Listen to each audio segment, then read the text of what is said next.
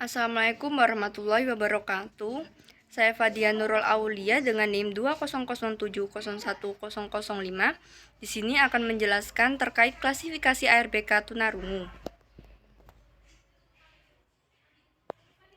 Selanjutnya yakni penggolongan dan batas peristilahan tunarungu. Menurut Botrout 1982, penggolongan ketunarunguan dan batasan peristilahan didasarkan pada 3 faktor. Faktor yang pertama yakni kemampuan seorang guna menyimak suara cakapan atau disebut conversational speech. Yang kedua, kemampuan untuk membedakan berbagai sifat dan sumber bunyi atau disebut daya diskriminasi atau pembeda. Yang ketiga yakni faktor batas pengerasan atau penguatan bunyi yang dihasilkan oleh ABD atau disebut alat bantu dengar. Selanjutnya, klasifikasi anak tunarungu yang dikemukakan oleh Samuel A. Craig 1996.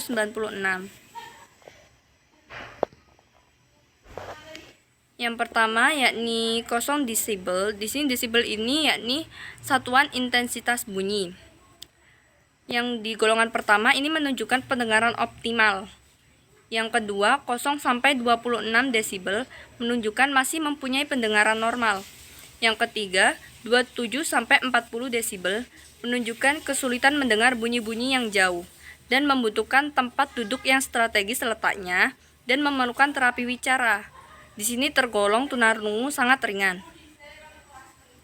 Yang keempat 41 sampai 55 desibel.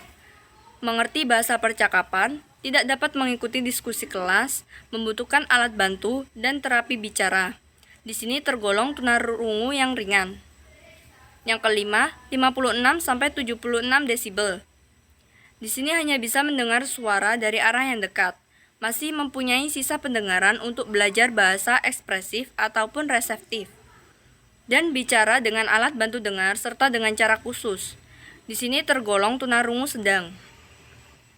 Yang keenam, 71 sampai 90 desibel. Di sini hanya bisa mendengar bunyi yang sangat dekat, kadang juga dianggap tuli, dan membutuhkan pendidikan luar biasa yang intensif, membutuhkan alat bantu dengar atau disebut ABM dan latihan bicara secara intensif.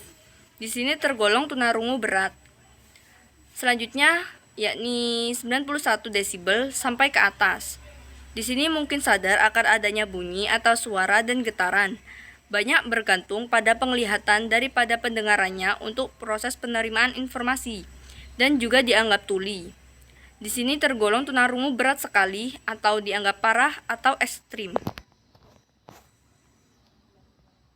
Selanjutnya, klasifikasi ketunarunguan berdasarkan sifat terjadinya. Di sini ada 2 yakni ketunarungan bawaan dan ketunarungan setelah lahir. Untuk ketunarungan bawaan di sini artinya ketika lahir anak sudah mengalami atau menyandang tunarungu dan inderanya pendengarannya sudah tidak berfungsi lagi.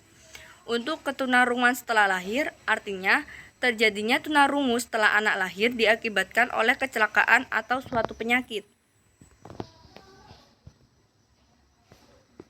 Selanjutnya, klasifikasi ketunarungan berdasarkan tempat kerusakannya. Yang pertama ada kerusakan pada bagian telinga luar dan tengah, sehingga menghambat bunyi-bunyian yang akan masuk ke dalam telinga yang disebut dengan tuli kondusif. Selanjutnya ada kerusakan pada telinga bagian dalam sehingga tidak dapat mendengar bunyi atau suara yang disebut tuli sensoris. Selanjutnya mengenai klasifikasi ketunarunguan berdasarkan taraf penguasaan bahasa. Yang pertama ada tuli prabahasa, di mana adalah mereka yang menjadi tuli sebelum dikuasainya suatu bahasa. Di sini usianya 1,6 tahun.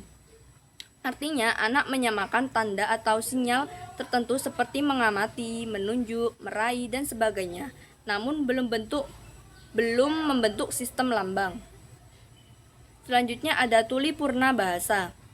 Adalah mereka yang menjadi tuli setelah menguasai bahasa, yaitu telah menerapkan dan memahami sistem lambang yang berlaku di lingkungan. Selanjutnya ada karakteristik anak tunarungu dalam segi bahasa. Yang pertama yakni keterbatasan kosakata, yang kedua mengalami kesulitan dalam mengerti ungkapan bahasa yang mengandung arti kiasan dan kata-kata abstrak. Yang ketiga, kurang menguasai irama dan gaya bahasa. Yang keempat, sulit memahami kalimat-kalimat yang kompleks atau kalimat-kalimat panjang serta bentuk kiasan.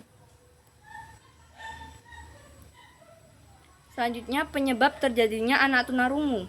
Secara umum, penyebab ketunarunguan dapat terjadi sebelum lahir atau disebut prenatal, dan ketika lahir atau disebut natal, dan sesudah lahir disebut postnatal. Tribus 1985 mengemukakan 5 penyebab ketunarunguan pada anak sebagai berikut. Yang pertama yakni keturunan, yang kedua komplikasi selama kehamilan dan kelahiran, yang ketiga karena radang selaput otak atau disebut meningitis, yang keempat otitis media atau disebut radang pada bagian telinga tengah, dan yang terakhir penyakit anak-anak yang bisa disebabkan oleh radang atau luka. Sekian dari penjelasan saya, kurang lebihnya mohon maaf. Wassalamualaikum warahmatullahi wabarakatuh.